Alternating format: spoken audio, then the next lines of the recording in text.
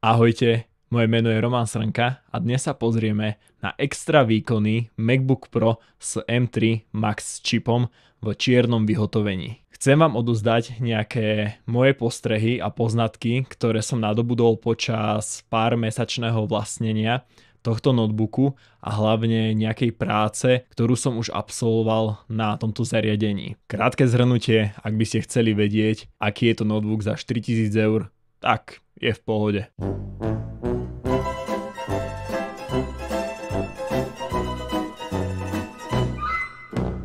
Žartujem, poďme sa pozrieť na špecifikácie tohto laptopu.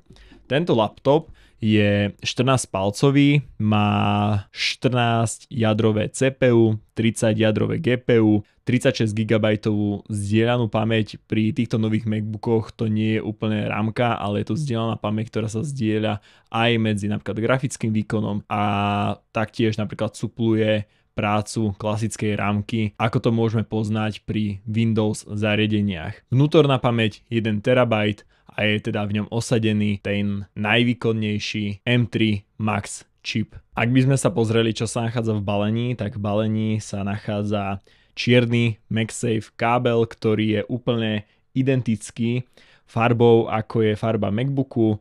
Nabíjačka ostala v klasickej bielej farbe a táto nabíjačka je o výkone 96 W.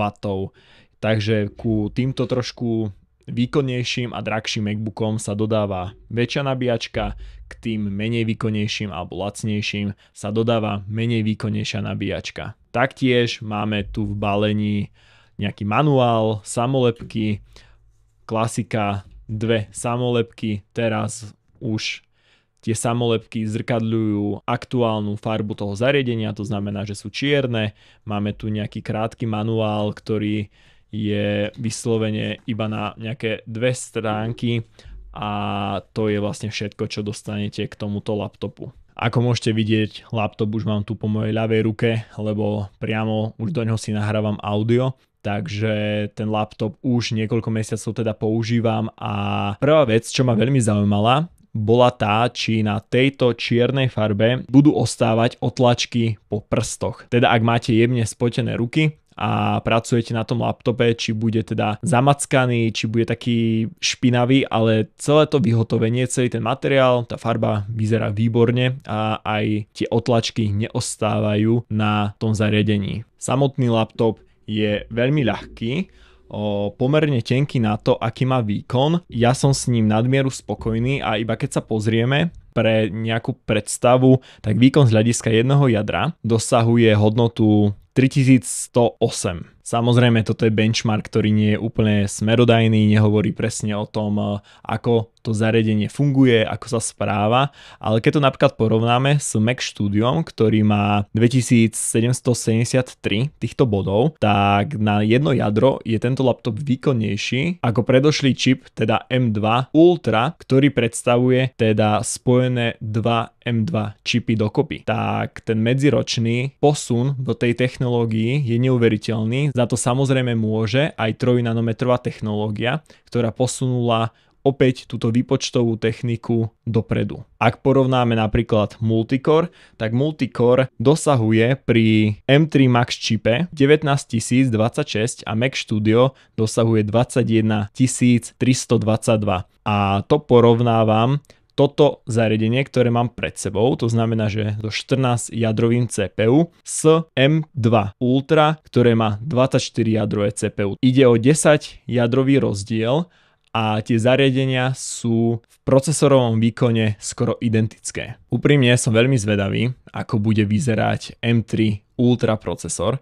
Podľa mňa sa opäť posunieme niekde úplne ďalej, čo sa týka výpočtovej sily. A teraz by sme pomaly mohli prejsť ku celej tej chronológii M3 čipov, aby ste pochopili celú tú súvislosť, ako Apple škáluje svoje zariadenia. Poprvé sa základný M3 čip dostal do Rady Pro.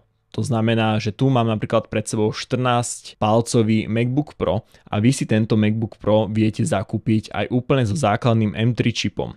Predtým to bolo tak, že Pro a Max čipy boli v Pro zariadeniach a ten klasický nejaký M čip bol v základných modeloch ako je napríklad MacBook Air alebo 13-palcový MacBook Pro.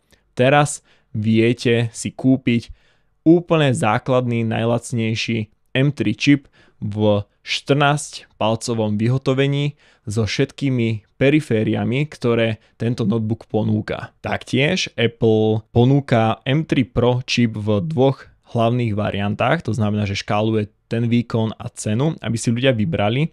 Prvá možnosť je 11-jadrový CPU a 14-jadrový GPU alebo 12-jadrový CPU a 18-jadrový GPU. To znamená, že sú tam nejaké malé zmeny v tom výkone, ktorý si vy viete vybrať podľa toho, aký máte rozpočet. To isté máme aj pri Max čipe, že máte na výber z dvoch hlavných variant. 14-jadrové CPU a 30-jadrové GPU s 36 GB zdieľanou pamäťou.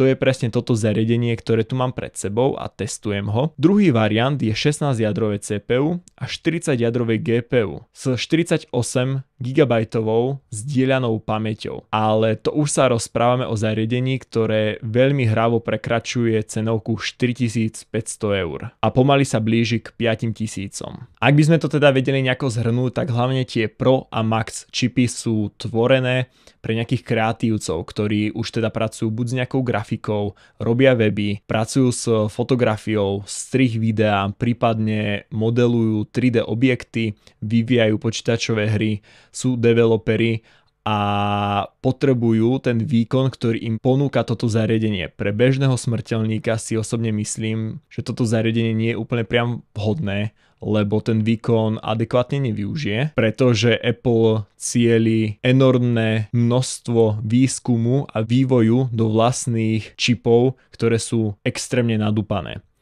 A to pretavuje aj do výkonu GPU, kde pri týchto nových zariadeniach prišla nová zmena GPU Dynamic Caching a to znamená, že ten laptop využíva iba potrebnú pamäť pre grafický výkon v danom čase a nebude alokovať viacej, ako by bolo potrebné. Takže stále my sa tu zamýšľame nad tou myšlienkou, že sa snažíme vyťažiť čo najviac výkonu z toho veľmi malého zariadenia. Taktiež je veľmi zaujímavé pozorovať, ako Apple pomaly cieli do segmentu gamingu, kde predstavuje rôzne mesačné plány, kde si viete zahrať nejaké hry. Taktiež aj ten výkon v tých zariadeniach už je priam až dostatočný na nejaký gaming. Samozrejme, ja si nemyslím, že si kúpi človek MacBook alebo teda nejaké Apple zariadenie len preto, aby na tom hral počítačové hry.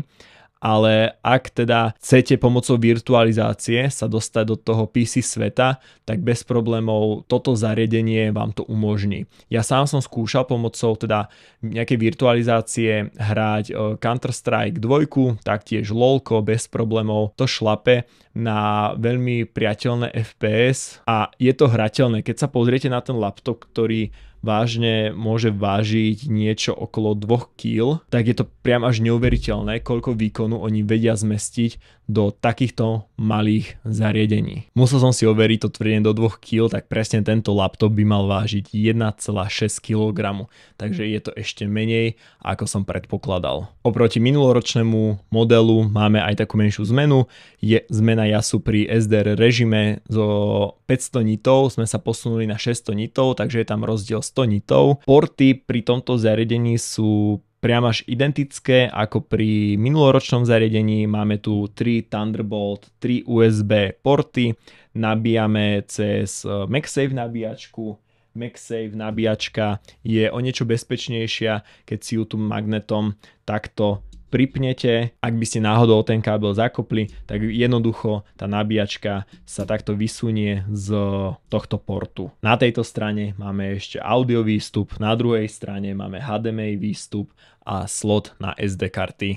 Zjednodušene povedané. Ako som pred chvíľou spomínal, tak MacBook 14 palcový si môžete napríklad nakonfigurovať so základným čipom M3, ale nezabudnite na to, že dostanete o jeden Thunderbolt 4 port menej, teda máte o jedno USB-C menej a taktiež neviete dostať ten základný model v Space Black vyhotovení v tejto peknej čiernej farbe a ja si osobne myslím, že je to vhodná cesta pre ľudí, ktorí nechcú utrácať peniaze na veľmi takéto výkonné stroje, ktoré aj tak nevyužijú Pro a nechcú na druhej strane Air a chcú dostať všetky teda tieto porty, periférie, ako ponúka plnotučný 14-palcový MacBook Pro. Na záver som veľmi zvedavý, čo si vy myslíte o tomto výkone, čo si myslíte o týchto nových strojoch, či máte v pláne upgradeovať. Ja sám som veľmi nadšený z toho, kam sa táto technológia, kam teda Apple svoje kroky smeruje. Je to vážne pozoruhodné a som teda veľmi zvedavý na váš názor. Všetky sociálne siete nájdete dole pod videom. Budem rád za každú spätnú väzbu a majte ešte krásny deň. Ahojte.